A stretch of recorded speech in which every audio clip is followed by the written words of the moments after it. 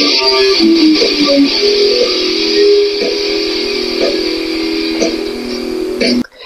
everyone, welcome to Logan's Mosh Pit. Glad to have you here. Do me a favor and please subscribe if you haven't already. Let's launch into another episode of Rock and Read. Today, you will get to hear Chapter 18 of the Tom Petty biography. Chapter 18 is called Full Moon Fever. Without further ado, let's find out what happens next. The onstage awakening that Bob Dylan describes and chronicles came with only 9 shows left in the Temples in Flames tour in Locarno, Switzerland on the Piazza Grande, a cobbled city center encircled by rows of townhouses, all hundreds of years old. It was a gorgeous location, but beauty and history were no longer as compelling to the traveling musicians as they might have been a few weeks earlier. It was the point in the tour when one could hate the sound of the next man's breathing. The stores in the Piazza Grande were too crowded to enter, and the small Locarno apartment that the band used as a dressing room didn't offer much as a refuge. Everyone was ready to go his own way. Egypt, Tel Aviv, Jerusalem, Australia, back and forth across the States, Europe. It was more than the band had ever taken on. 2 years of it, with the Petty's Encino house burned down by an arsonist in the middle of it all. The band leader went from being ready, at last, to leave his marriage, to feeling like he had to do all he could to protect his family. Nature had taken over. He didn't even know the kind of trouble he was in. And the band was following at a short distance. "We've been on the road a long time," says Stan Lynch, "and there's a little stress involved. I'm getting lonely. I'm getting a little freaked out." Mike Campbell's family had joined him in Europe, renting an apartment in Lugano, Switzerland, on the Italian border. "I wanted my wife and kids to come to Europe," says Campbell. "They could stay in Lugano while I went out and did gigs. But they weren't on tour. They were on their own tour. I knew I was traveling with the band. Mixing family into that was generally frowned upon at the time. If the rigorous separation of band and family on the road could be explained in many ways, perhaps the best explanation relates to the everyday culture of touring. It's not easy for the touring musician to find a space or a moment of his or her own. The road experience involves most everyone trying to limit what is already an abundance of group activity, noise, interaction. Hotel rooms are places the musician is too often wretched from in order to perform, to travel, to eat. The bus provides the most consistent sanctuary, and even there, you're going to find other bodies. Put families into that picture, and the complexities increase. Only after his family's home was burned down did Petty bring his own wife and children on the road. By some accounts, the challenge of taking a family trip in the midst of a Heartbreakers European tour found Marcy Campbell and the kids more connected to the band's world than originally planned. The Lugano apartment didn't get as much use as had been envisioned, and the band and crew felt like they hadn't been given a lot of notice about the change. The truth was, Campbell hadn't got much notice himself. Family trips generally involve some spontaneity. Not so rock and roll tours. In this case, the two worlds were bumping up against each other. It put Campbell in an uncomfortable position. Behind his back, more than one crew member likened the guitar player's family to the Griswolds. It might have played out differently if it hadn't been the end of a few years on the road, but everyone was tired, if not on edge, and the Campbells provided one more element to contend with. The show immediately following Locarno, Switzerland was in Paris, and the Campbell family planned to go. The bus ride, however, was one of the longer ones on the tour. Many of the performers planned to fly, but not all of them. "This is before the G4 private jet era," says Lynch. "It's pretty real. You're on ferry boats, that kind of thing. But for that trip, my plan was to take the bus. It was 14 hours or something. And there were girls involved. You know, I'm leading a different life. I'm having an alternative lifestyle right in front of you, right now. I'm not on the Mr. Rogers Tour. I'm a single guy. This is what you do when you're a Viking. The tour manager, Richard Fernandez, informed Lynch that the Campbell family would also be on the bus for the ride to Paris. I had already given up some fun for Mike's family, Lynch continues, and no one thanked me. Mike never went like, thanks, man, for not having the time of your life tonight and putting up with this. Richard sees the problem and says, there is another way. Maybe they could go on another bus. Without missing a beat, I went, put them on the other bus. I think there were some girls involved, says Petty, chuckling. They were going to have a rolling to Paris or something. It sounded like a good time. I understood what Stan was talking about. Then there's Mike and his kids, who were quite young at the time, and Mike's wife, Marcy. That kind of killed the party idea. But the background singers had a bus, and they were going to fly to Paris. Richard Fernandez thought he had solved the problem when he got on that bus, but he hadn't. Someone was going to have to give. Someone was going to have to take the other bus. Petty walked into the Locarno apartment with Roger McGuinn just as Campbell and Lynch were beginning to address the issue. Howie Epstein and Ben Montench were also there, but got up to leave as things got heated. Petty and McGuinn went to the back of the room, initially unaware of what was going on. I felt I had gone to great lengths to separate my family from the band, explains Campbell. Here's one ride where I needed them to come with me, this one leg. I think I went to Richard and said, I want Marcy to ride on the bus with me from here to Paris. That would really help me out. Richard went, oh, okay. He was just trying to please everybody. Unbeknownst to me, Stan had made plans for a fest or something.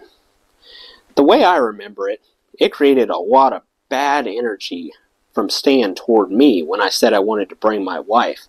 It became an impasse. It was like he was saying, how dare you do this? Spoil my plans? And I felt like, you're spoiling my plans. This is my wife. It wasn't the first occasion the issue had come up.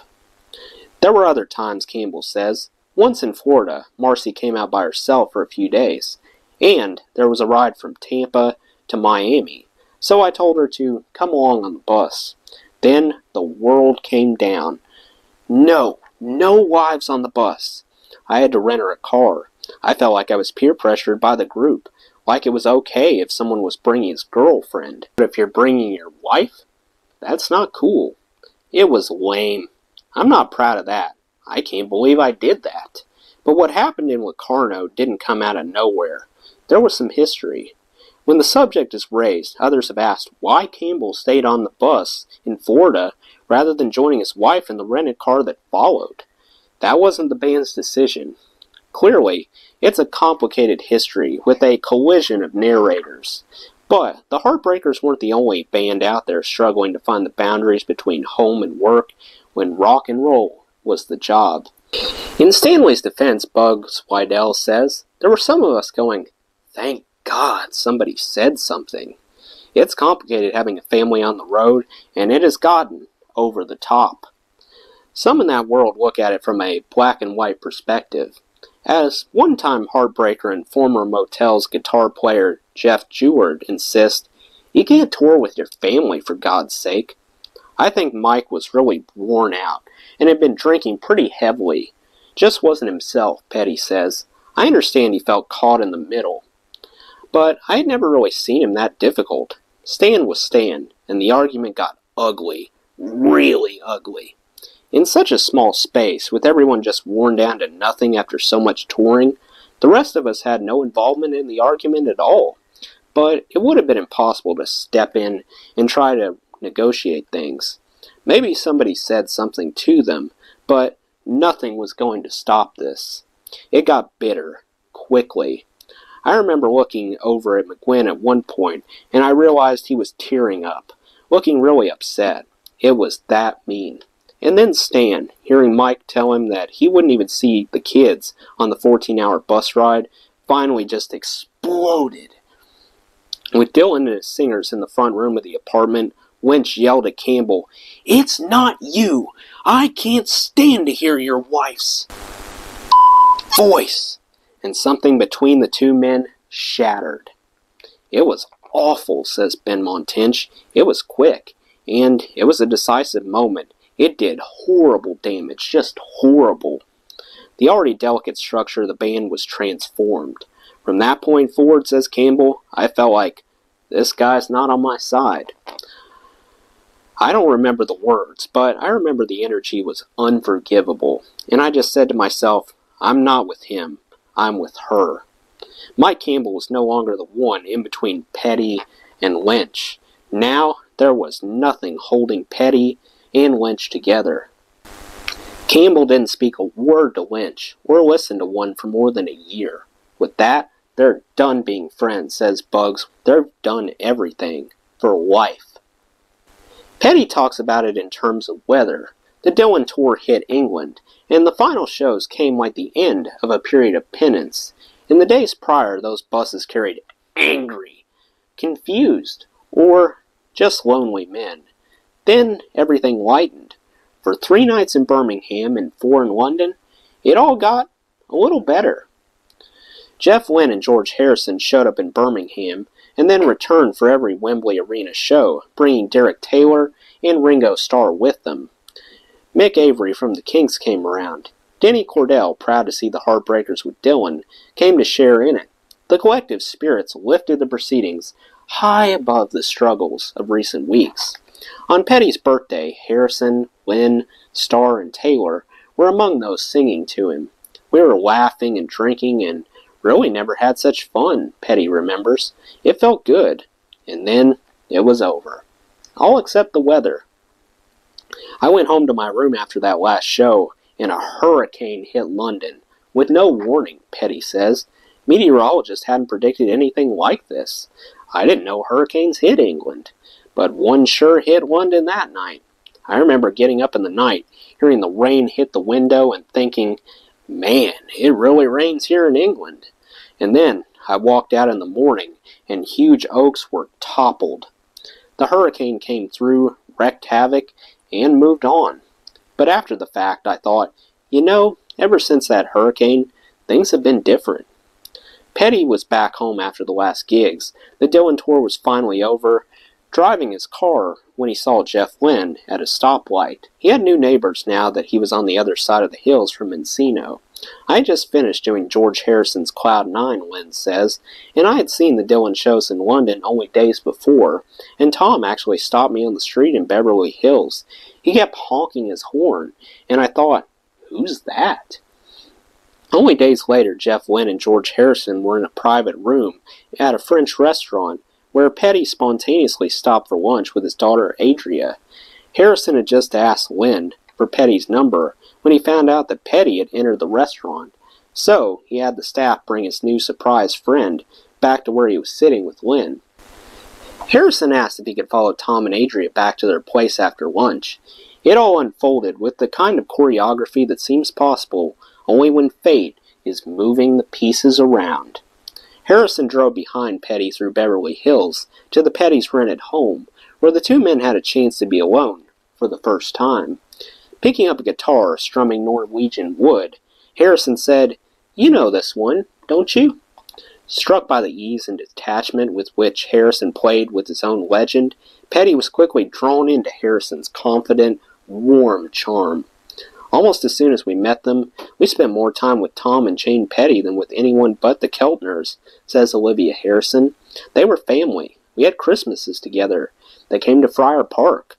We just hang out for hours and hours, with Danny and Adria and Anakim playing together, staying up way too late probably. Tom and George playing guitars and ukuleles. Between George, Tom, and Jane, a lot of cigarette smoke. But we had fun. We got very close. I think it was a lot of fun for Tom. And George had never met anyone quite like Tom. George with his Liverpudlian accent and Tom with his drawl. There was something connecting them, some common element. If right then Petty needed someone to step in and throw him a line, George Harrison was perfect for the task. Life with Jane had little comfort left in it. The Heartbreakers were men he respected as musicians, his traveling partners, but Petty didn't go to them with issues unrelated to work.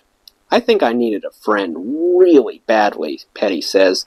My friendship with the band was a different kind of friendship, and it was frayed. I had become very lonely. George came along, and we just got so close. It was like we had known each other in some other life or something. We were pals within minutes of meeting each other. I remember him saying to me a couple days after we had known each other, he's just hugging me, holding me, and saying, "Tommy, you're in my life now, whether you like it or not." It was like I'd been sent the very person I needed. He healed a lot of wounds. Though not a man who saved everything along the way, Petty had kept a stack of letters, sent by fax, filled with words and pictures from Harrison. Some weeks I'd get one every day, Petty says, laughing. He liked that fax machine. Harrison was a master of friendship, cultivating a connection. Not a father or brother figure, but someone who had learned to enjoy most of what he had been given. Harrison wasn't the first, and wouldn't be the last, but he may be the man who got the closest and stayed the longest. I know that Leon Russell was very generous to my dad when he was young, says Adria Petty, and I know that when he was in the studios with producers, certainly Denny Cordell, but even a Jimmy Iovine or someone like that, when there were other men that believed in him, Bob Dylan or Johnny Cash, I think it gave him an incredible sense of confidence. I even think Jeff Lynne nurtured him. It's a lot of men, powerful men, that came into my father's life, but George Harrison was something special. The number of heavyweight dudes who really connected with him is striking, Jeff Jouard says. You know, George Harrison, Dylan, Johnny Cash, but he delivers. He's got the goods, and when he's with his peers, he's fun and funny.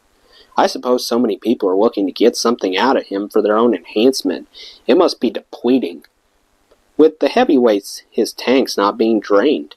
He was probably getting his tank filled. That's what it seems like. Not everyone is getting in there, though.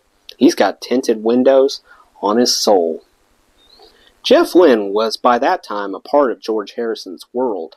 I think George felt he had to court Jeff for a while, says Olivia Harrison, before he could ask Jeff to produce a record. He wasn't that presumptuous. George wanted Jeff to trust him and to feel comfortable with him, so George took him all over the place. They went to Formula One races, concerts, played music. It turned into a collaboration that went on for almost 10 years. And it would probably still be going now, I'm sure, she adds, laughing, because they were wicked together in their criticism of everything that wasn't pure. By contrast, Petty and Lynne fell together quickly, without any courtship, on the strength of the Harrison connection, and the work began, without any thought as to what it meant. Around "Let Me Up, I've Had Enough," Mike Campbell recalls, Tom called me and said, "We're done. I think we're done." I couldn't believe he wanted to stop the band, but I think he really meant it. He said, "I've had enough of this whole scene. It kind of broke my heart."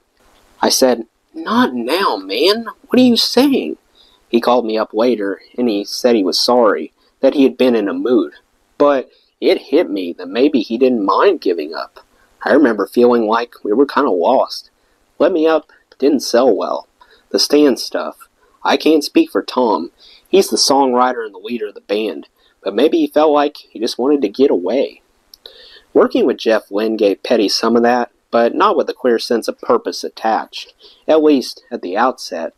They simply got in a room together, with a few instruments around them, and things started happening. It wasn't the carnivalesque atmosphere Dave Stewart brought. Jeff Lynne was in love with the work of making records. His approach to that, however, left limited space for the Heartbreakers to be a band, even if they had been called to participate. Bands weren't Lynne's primary concern. Songs and recordings were what mattered. He wasn't interested in the groupthink, not if it didn't lead to the record. At Petty's house, sitting in the office with guitars, Petty showed Lynne a song he couldn't quite finish, "You're So Bad." I couldn't figure out a way from the verse to the chorus, Petty explains, and Jeff figured something out right away. Things happened fast with him, so I asked him if he'd produce the track. I loved what he had done with George. Lynne came back to Petty's house the next day. He played some Casio thing that Bugs Weedell bought for Petty. At the time, Petty wasn't sure just why the keyboard was there or why Weedell bought it, but Lynn reached for it as they sat down in the outer living room of Petty's rented house and started fooling around. In Petty's telling, he was just trying to make Lynn laugh, playing some simple chord changes, throwing out images and phrases. Then, as Petty was strumming and singing, Lynn said, "Free Fallin'." Petty grabbed it. When Lynn said, "Take it up an octave," Petty did that too. A fragment began to feel like a song. "The cost of that keyboard was covered, I believe," says Weedell. Something in the song signaled a shift, to a greater degree than "You're So Bad." "It was so light, so removed from struggle," says Petty. "I hadn't felt that in some time. It was like I hadn't taken a deep breath in I don't know how long. But I think you can hear me taking one in there." Lynn had little interest in sitting on what they had written. He told Petty that they should cut the 2 songs.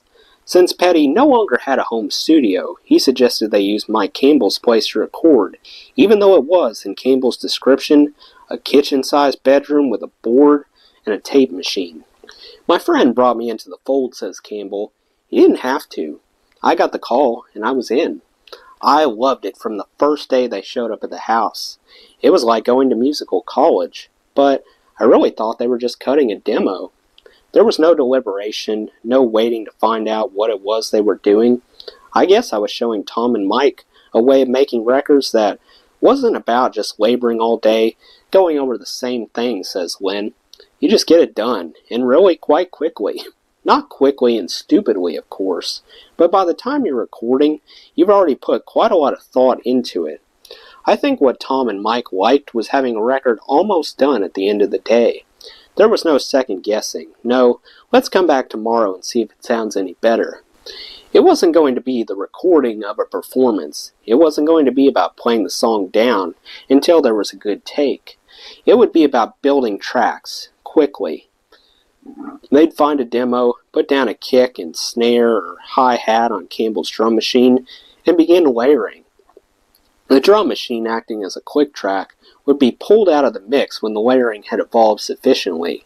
The elements were simple: guitar, bass, drums, some keyboards, vocals, nothing new. But several of those elements came in multiples. For Petty and Campbell, who had spent years in studios chasing the best single performance out of a song, sometimes wearing themselves out, losing the spirit of the thing, Lynn's approach was striking. Lynn doubled and tripled and quadrupled guitar and background parts while leaving open space for a single lead vocal with little or no reverb on it. Petty and Campbell watched as Lynn turned the new songs into something thick, but not airy, not weighed down by the layering, but lifted by it. Perfect pop. "I was just watching him do it, watching how he went about things," says Petty. "I found it fascinating. I was learning stuff that I had always wanted to learn, and nobody had ever really taught me. This really talented guy was showing us a whole different way of working. He wasn't a producer like, say, Jimmy, who was concerned about what exactly we're saying here, or Rick Rubin. Jeff wasn't worried about that. He thought a good record said it all. I don't usually work out a guitar part in advance," says Campbell. "I put the track up, get a sound, and start playing along with what I'm hearing. Jeff doesn't do that. He works out a part. We needed a guitar part here or there, and Jeff would go home and work out parts. He'd come in the next day and say, 'Have you got any ideas for this?' And I didn't have ideas until I was playing along. So he'd go, 'Well, I have a couple.' By the second song we did, you better believe I came in with some ideas." The chemistry between Lynn and Petty may not have been obvious to everyone at the outset. The dilemma in having a band as good as the Heartbreakers is that when Petty didn't use them, there would always be a chorus of doubters, thinking more about what Petty wasn't doing than what he was doing. "We were supposed to make a Heartbreakers record," says Ben Montench. "I called the main guy on our crew about a week before we were supposed to start, just to ask what time we were coming in. He just said, He hemmed and hawed, and finally told me they were making a solo record. Nobody told me." The Heartbreakers, Campbell aside, were among the doubters. Again. Tench and Stan Lynch, even Howie Epstein didn't stop short of on Jeff Lynne's approach and its results. But something undeniable was happening. When production was bringing Petty's vocals forward in a way that they hadn't on previous recordings, the eccentricity and economy of his lyrics came to the front. The world was about to get to know Petty in new ways. When Productions favored the voice, in part because he would have Petty record a lead early in the process rather than when the basic track was nearing completion. It allowed the music to be more consciously geared toward that vocal performance. Then in the mix, Len put the singer in the front, pointedly avoiding what could sometimes be the cause of echo and delay. Listening to Free Fallin', you could feel like Petty is across the table. George Harrison used to say, explains Len laughing, "Tom's a lucky bugger, because he's already got the twang built in. He got a head start on us." It's really hard to be from an industrial city in England and get a sound like that. But it was more than twang that Len drew out. His records threw a little more light on the beautiful tension between Petty's voice and the words he wrote. The sadness, the juxtaposition of images, the release, it all came out more explicitly. She's a good girl, loves her mama, loves Jesus and America too. She's a good girl, crazy about Elvis, loves horses and her boyfriend too. There was an assurance to the way Petty handed the story over to the listener. He was the narrator at a distance 1 minute and the main character the next, sliding between positions. There was a sophistication to the writing and an ease with which he handled it. And the emotional life within Petty's songs was as vibrant as ever. Part of what connected Len and Petty was a shared appreciation for voices like Del Shannon's, with which both men had experience as producers and fans. Del Shannon was my favorite singer when I was about 13, 14, says Len. I went to see him at Birmingham Town Hall. It was the first concert I'd ever been to, and it blew my mind. He sounded great, looked fantastic. Then by chance I got to meet him at a club in Birmingham in about 72 or 73. It was just when the ELO was starting to come out to America. We became great friends, and we wrote a couple songs then. The other voice at the top of Len's list was Roy Orbison. Del's voice was like a powerhouse. It was so loud and his falsetto was so strong, he could knock you over with it. Royce was a different thing altogether. The subtlety of those velvet tones when he was in the mid-range, then he'd swoop up for those big notes. I mean, nobody in pop had achieved anything like what Roy did. Both voices had what Len describes as a plaintiveness, tinged with sadness in some way, like there's a story in there. In Petty's voice and in his writing, Len discovered something of what he found in Del Shannon and Roy Orbison. Not technically, but in another way, in that tinge of sadness, that suggestion of some story in there which not every voice had, but Petty's always had. The Heartbreakers was here to a tradition Len loved. I think Tom's voice was one of those things that knocked me out when we first sat down to write. He explains, it was the sound of his voice as we made the tune-up. I thought, this is going to work great because it's already there. It's coming out of his mouth, so all I've got to do is record it properly.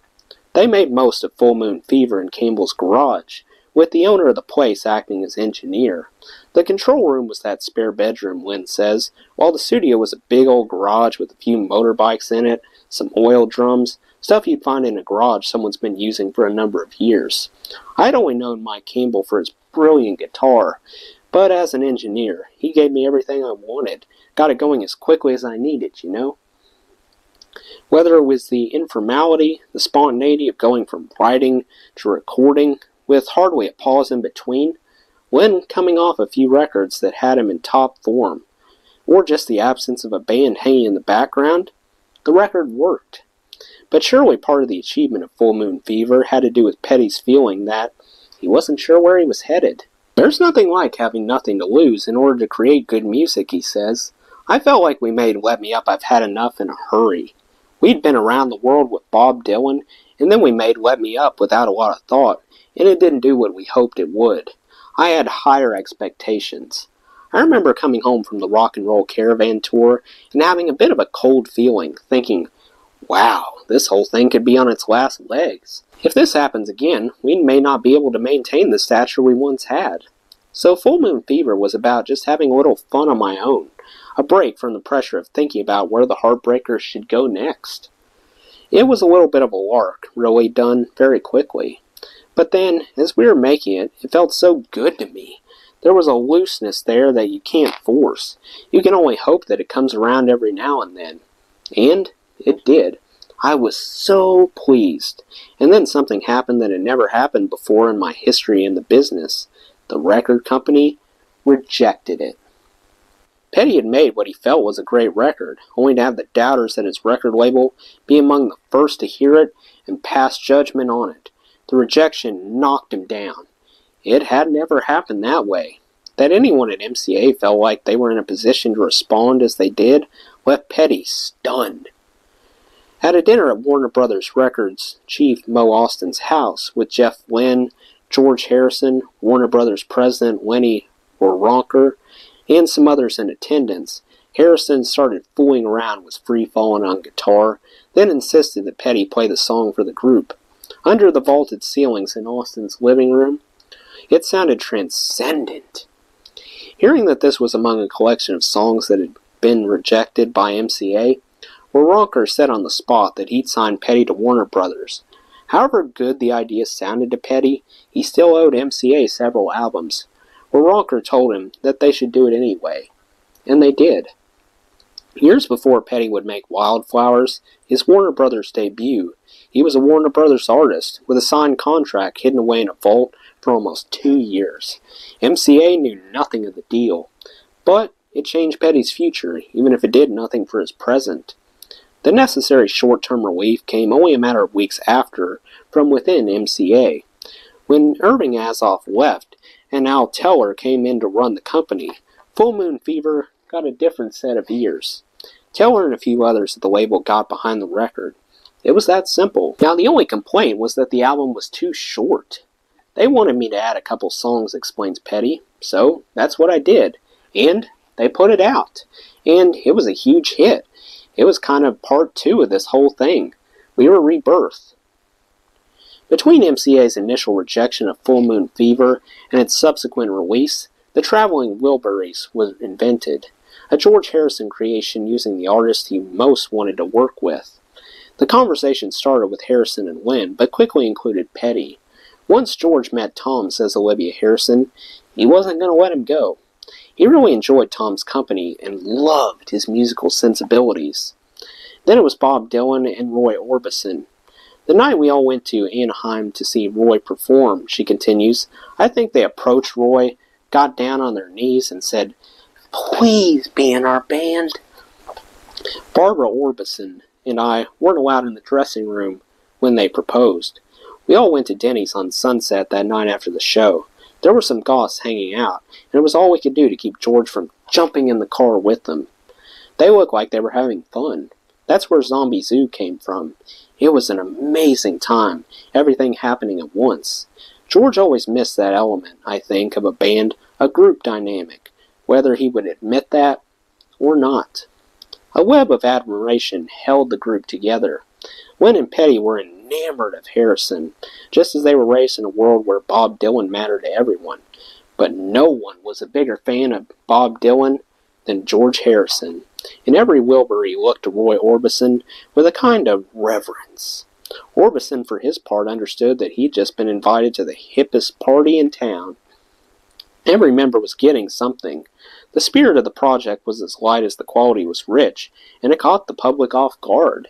Its humor in the foreground, and little trace of pomp. It was a big hit, without a trace of the desperation that so often pushed records up the charts. Then, 2 months after the album's release, Roy Orbison died. Harrison called Petty as soon as the news came to him. "Aren't you glad it wasn't you?" he asked Petty. "Here's the thing," says Olivia Harrison. "George would skip all the small talk. Did you hear about Roy? Oh, isn't this terrible?" They knew all that. They had a short hand. They didn't have to have the initial 5-minute conversation. Eventually they'd get to, "Aren't we lucky to be here?" That's what George's comment meant. Life is fragile. George used to say, in a moment, everything changes. A second Wilburys project would come out a few years after, but an element was missing. And it seemed that Roy Orbison, a quiet personality, a different generation, had provided something that gave the traveling Wilburys a balance they needed. Well, that wraps up Chapter 18. Let me know what you thought of Chapter 18 in the comments below. That does it for today's video, guys. I hope you enjoyed. Make sure to like, comment, and subscribe if you haven't already. I really appreciate the support. I'll see you next time. Till then, rock on.